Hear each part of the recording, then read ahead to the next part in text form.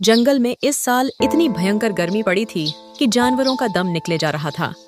शेर हमेशा की तरह मजबूत और तेज था, लेकिन इस बार गर्मी ने उसे बहुत कमजोर कर दिया था। कई दिनों से वह ठीक से पानी नहीं पी पा रहा था। उसकी हालत इतनी खराब हो गई कि वह अपनी गुफा से बाहर चलकर भी नहीं जा सकता था। पूरे जंगल में यह खबर फैल गई कि शेर बहुत बीमार है। जंगल के जानवरों में चिंता फैल गई। सभी सोचने लगे कि अगर शेर ठीक नहीं हुआ तो जंगल का संतुलन बिगड़ जाएगा। सबसे पहले यह खबर लोमड़ी को मिली। लोमड़ी चालाक थी, लेकिन उसका दिल भी अच्छा था। उसने सोचा कि राजा की मदद करना उसका कर्तव्य है। लोमड़ी तुरंत शेर की गुफा की ओर चल पड़ी। गुफा के अंदर शेर बहुत कमजोर हालत में लेटा था। उसकी सांसें भारी थीं और उसकी आंखों में थकान साफ दिखाई दे रही थी।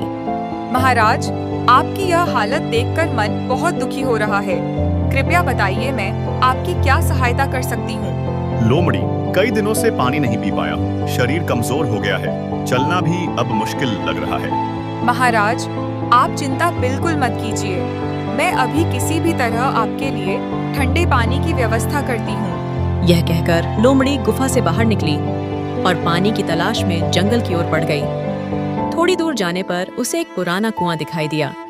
उस कुएं में अभी भी थोड़ा पानी बचा था, लेकिन वहां हाथी पहरा दे रहा था। हाथी बहुत सख्त स्वभाव का था। वह किसी को भी आसानी से पानी नहीं लेने देता था, क्योंकि गर्मी के कारण पानी बहुत कम बचा था। हाथी भाई, हमारे राजा शेर बहुत बीमार हैं। उन्हें तुरंत पानी चाहिए। कृपया थोड़ा पानी लेने दीजिए। लोमड़ी, मैं बिना सोचे पानी नहीं दे सकता। सभी जानवर प्यासे हैं। अगर सबको दूंगा तो कुआं सूख जाएगा। अगर राजा स्वस्थ रहेंगे तो पूरा जंगल सुरक्षित रहेगा। उनका ठीक होना हम सबकी जिम्मेदारी भी तो है। हाथी ने कुछ पल सोचा। उसे लोमड़ी की बात सही लगी। तुम सही कह रही हो। जंगल के राजा का स्वस्थ रहना जरूरी है। तुम थोड़ा पानी ले जा सकती हो। लोमड़ी ने धन्यवाद कहा और बड़े ध्यान से एक मिट्टी के घड़े में पानी भर लिया। वह जल्दी जल्दी गुफा की ओर लौटने लगी, लेकिन रास्ते में तेज गर्म हवा चलने लगी। धूल उड़ने लगी और रास्ता साफ दिखाई नहीं दे रहा था। लोमड़ी ने घड़ा मजबूती से पकड़ा। अचानक सामने बंदर आ गया। वे पेड़ों से कूदते हुए नीचे आया और घड़े को देखकर शरारत करने लगा। बंदर हंसते हुए बोला, लोमड़ी बहन, इतना ठंडा पानी कहाँ ले जा रही हो? हमें भी थोड़ा पीने दो, बहुत प्यास लगी है। लोमड़ी जानती थी कि अगर बंदर को पानी दे दिया तो शेर के लिए कम पड़ जाएगा, लेकिन वह उन्हें नाराज भी नहीं करना चाहती थी। यह पानी बीमार शेर के लिए है।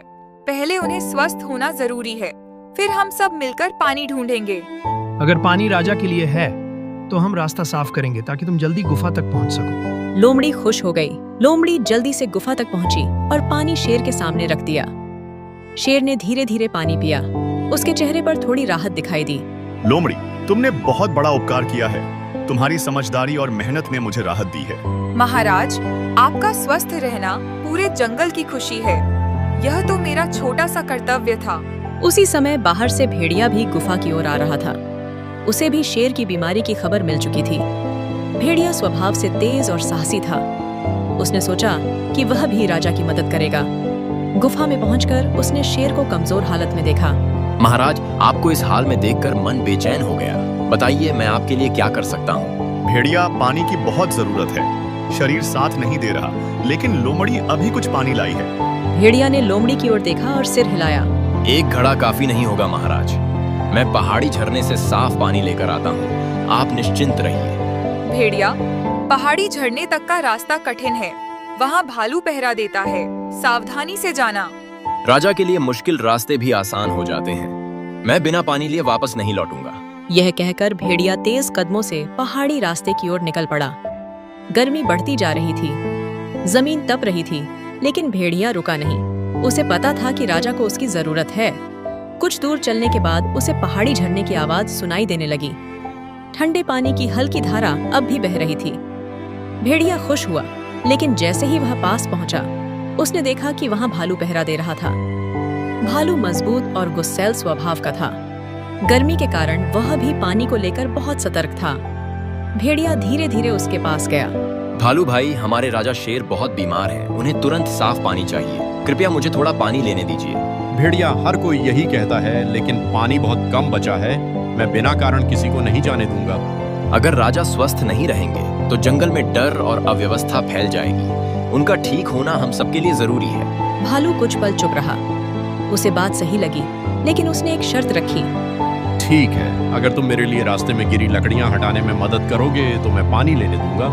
राजा की सेवा के लिए मैं कोई भी काम करने को तैयार हूँ। चलिए अभी लकड़ियां हटाते हैं। दोनों मिलकर रास्ते की भारी लकड़ियां हटाने लगे।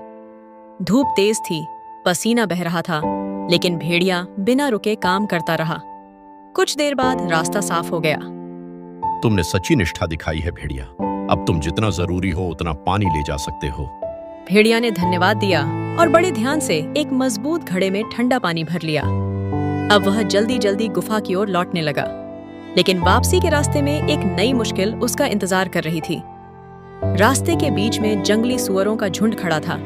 वे मिट्टी में लौट रहे थे और रास्ता पूरी तरह बंद था। भेड़िया ने विनम्रता से कहा, भाइयों कृपया थोड़ा रास्ता दे दीजिए। यह पानी बीमार शेर के लिए है, मुझे जल्दी पहुंचना है। हम भी इस गर्मी से परेशान हैं। हमें क्यों रास्ता छोड़ना चाहिए? पहले हमारी बात सुनो। भेड़िया रुका। वह झगड़ा नहीं चाहता था।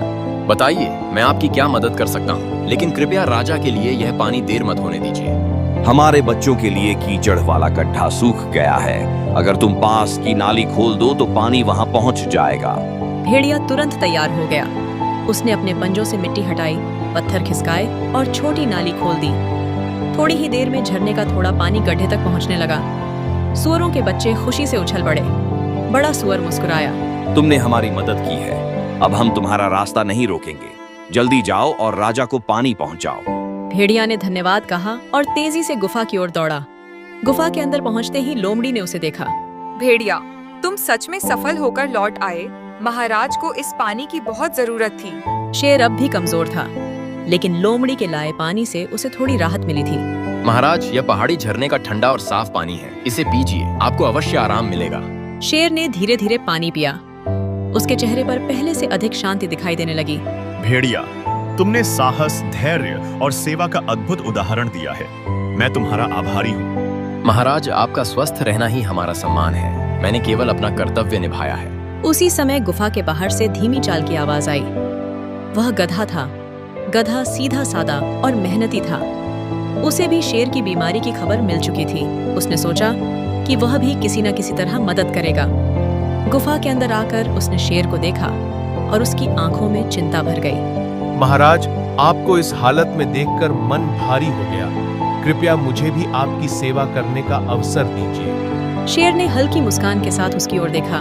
गधा, लोमड़ी और भेड़िया पहले से ही मेरे लिए इतना पानी ले आए ही कि अब मैं बिल्कुल ठीक और तंदुरुस्त महसूस कर रहा हूँ। लेकिन तुम्हें मेरी फिक्र है, यह जानकर बहुत अच्छा लगा। इतना कहकर चारों गुफा के बाहर आए और जंगल की ओर निकल पड़े।